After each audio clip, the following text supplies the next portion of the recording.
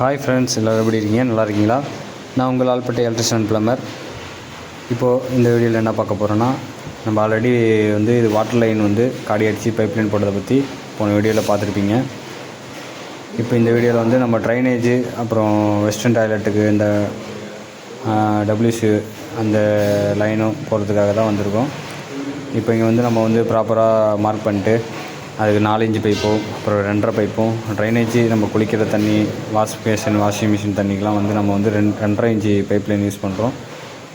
அப்புறம் நம்ம டபிள்யூசிக்காக 4 inch பைப்புக்காக 4 inch pipe நம்ம யூஸ் பண்ணுறோம். இது ஃபுல்லாக நம்ம ப்ராப்பராக லைனிங் பண்ணி மார்க் பண்ணிட்டு நம்ம ஒர்க் ஸ்டார்ட் பண்ணியாச்சு. இதில் 5 பாத்ரூமில் நம்ம 4 பாத்ரூமில் வெஸ்டர்ன் டாய்லெட்டு ஃபிட் பண்ணியிருக்கோம். வெஸ்டர்ன் டாய்லெட்டுக்கான பைப் லைன் ரெடி பண்ணியிருக்கோம். ஒரு பாத்ரூம் மட்டும் இந்தியன் டாய்லெட்டுக்கான இது ரெடி பண்ணியிருக்கோம். ஃபுல்லாக நம்ம 2.5 பைப்புக்கு நம்ம கிளி ட்ராப் ரெடி பண்ணி கிளி ட்ராப்பு அளவு மார்க் பண்ணி 2.5 பைப்பில் அதிலே நம்ம ஜாயின் பண்ணியிருக்கோம். ஃபுல் வீடியோ பாருங்கள். என்னென்ன ஸ்டெப்பில் பண்ணுறோம், என்னென்ன சைஸில் வைக்கிறோம், இதை ஃபுல்லாக வீடியோ பாருங்கள்.